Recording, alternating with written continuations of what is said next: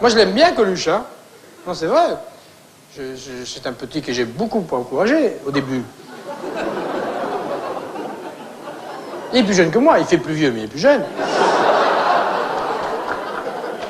Mais alors, vraiment, ça devient dur, le métier. Parce que si pour faire du monde dans les salles, maintenant, il faut faire, dans la même saison, ses adieux au music hall, se présenter à la présidence de la République, faire assassiner son régisseur... Non, c'est pas prouvé que c'est lui, mais c'est pas prouvé que c'est pas lui. Bon,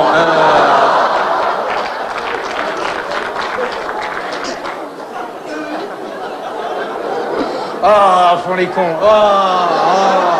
L'humour, Oh, merde, fais chier, je me fais chier. Bon, alors, qu'est-ce qu'était Coluche? Eh bien, donc, c'était un artiste de music hall qui se moquait de la face du monde, quoi, de la face du petit public, quoi, des gens qui étaient venus payer gentiment. Et évidemment, il se moquait d'eux parce qu'il les déteste. C'est ça l'idée, quoi. Moi, je faisais ça, je faisais des caricatures de personnages, quoi. Tous les Français sont un petit peu plus cons qu'ils en ont l'air, par exemple, ou alors plus belges qu'ils en ont l'air. Et il y en a qui sont racistes, il y en a qui sont petits, il y en a qui sont mesquins. Alors il s'agit un petit peu de les secouer. Non, de grossir ce qu'ils sont de manière à ce que ça se voit, quoi.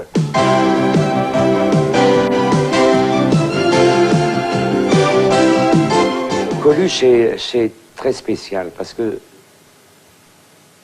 son agressivité, c'est là où il est fort. C'est que son agressivité va très loin, mais elle ne choque pas. La campagne de Coluche, bon, ça m'a fait rire, c'est vrai. C'était au départ, me semble-t-il, le but qu'il avait. Je me demande si à partir d'un certain moment, par un phénomène d'ailleurs tout à fait naturel dans ce domaine, à partir du moment où les sondages lui ont accordé une importance beaucoup plus grande que celle qu'il espérait au départ, il ne s'est pas à un moment donné pris au sérieux. Je ne sais pas si, je n'en préjugerai pas, hein, j'en jugerai.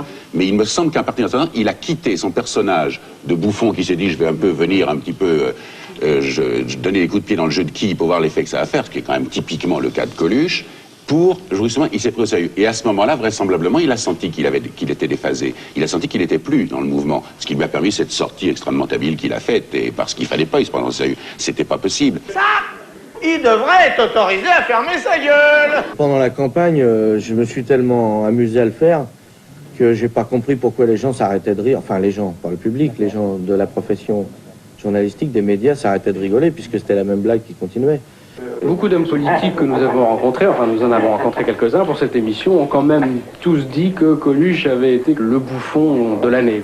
Vous pensez vraiment que c'était le bouffon de l'année 80? C'est un bouffon qui les a pas fait rire. Hein. Ah oui. Il les a fait peur, il n'était pas du côté des pouvoirs. Parce que le bouffon, c'est vrai, parce que le bouffon faisait rire les tenants, les gens au pouvoir, alors que Coluche, il les a jamais fait rire, et même maintenant, il ne fait pas rire du tout. Hein.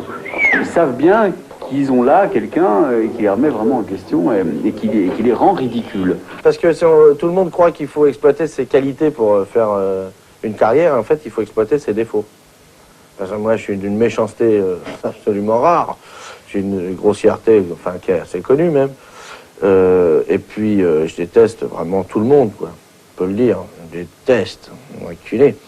Et donc, si vous voulez, j'ai exploité ça, et ça, donc, ce qui est encore bien plus immoral, quoi, c'est que ça a marché. Moi, il m'a fait rire. À partir du moment où on me fait rire, je ne pose plus la question de savoir si c'est trop loin ou pas assez loin. On me fait rire ou on me fait pas rire. Si on me fait pas rire, c'est qu'il va trop loin. Si on me fait rire, c'est qu'il y a... le problème ne se pose pas. Il y a Coluche. Il y a Coluche. Alors on n'aime pas, mais enfin il se plante sur scène et puis les gens hurlent de rire et les salles sont pleines. Mais quand on est persuadé, eh ben on est emmerdé. Hein. Il y a les problèmes d'évacuation d'excréments. Bon, il y a les problèmes d'évacuation d'excréments à tous les stades. Et Coluche a servi peut-être à ce moment-là d'office anal. Ils sont gentils, en tout cas.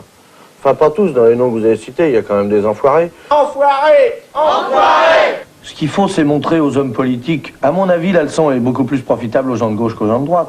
La leçon, c'est que il y a tout un tas de gens en France qui étaient prêts d'abord à voter pour eux d'habitude et qui sont prêts à voter pour moi au premier tour pour montrer qu'ils existent, tout simplement qu'ils existent.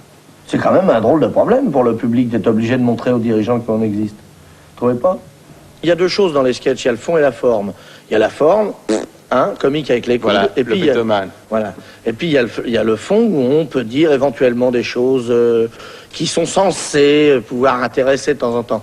Mais moi, la vérité de ce que je crois là-dessus, c'est que si, avec des sketchs, avec du théâtre ou avec du cinéma, on pouvait changer les mœurs, je pense que Molière l'aurait fait.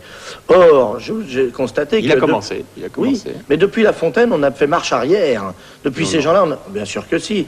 Si tu prends n'importe quelle fable de La Fontaine et qu'à la place du corbeau, du renard, justement, tu mets Rocard et Chirac, je te garantis qu'on peut pas passer ça à la télé. Vous ne vous représenterez plus jamais à un poste public. Oh, je crois pas, non. Non, ce que j'aurais bien fait, mais il y a un autre qui l'a fait à ma place, c'est tirer avec un revolver à blanc sur la reine d'Angleterre. Évidemment, ça vaut pas les autres chaînes comme plaisanterie, mais enfin, c'est déjà, ben voilà, il m'en manque un. Tiens, j'ai dans le... ben non. Et merde. Sur les autres chaînes, quand ils savent pas, ils téléphonent. Allô, je ne sais pas. Vous non plus. Voilà. Comment? Oui, je me démerde, oui. Merci. Au revoir. Donc, petit retard sur l'arrivée de ce film, de cet envoyé spécial Bernard Pradino sur le voyage du président. Le président Mitterrand qui vous a dégommé, il faut bien le dire. Hein. Qu'est-ce qu'il m'a fait? Bah, c'était vous étiez candidat à une époque, Coluche. C'est-à-dire, j'étais comme... Mais lui aussi, donc ça, Oui. on peut pas lui en vouloir d'avoir continué. Ah. Non, et puis, je crois que lui, il le faisait sérieusement, surtout, quoi. Et vous ne le faisiez pas sérieusement. Non, moi, je comptais pas vraiment être élu. Non. Vous comptiez même pas aller jusqu'au bout, on peut en parler aujourd'hui. Oui, on peut en parler, bien sûr, oui. Je comptais aller le plus loin possible pour emmerder le monde le plus possible, et c'est un peu ma vocation. Si tous les hommes politiques du monde voulaient bien nous lâcher la grappe, d'avance, merci! Un bon matin de juillet, le réveil. Le lever du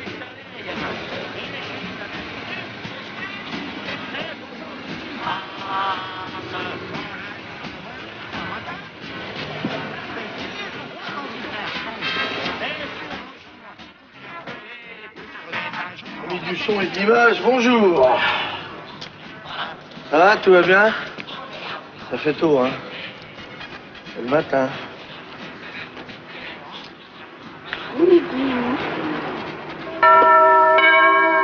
Ah voilà. Alors la fortune du Shah, le souverain iranien, sa fortune dépasse $1 milliard. L'une des plus importantes du monde, estimée hier le New York Times, qui s'y connaît. Selon une enquête donc de journal, fondée sur ces informations provenant de banquiers ou d'experts financiers, la richesse du Shah est comparable à celle des princes Saoud d'Arabie Saoudite ou des grandes familles du Koweït.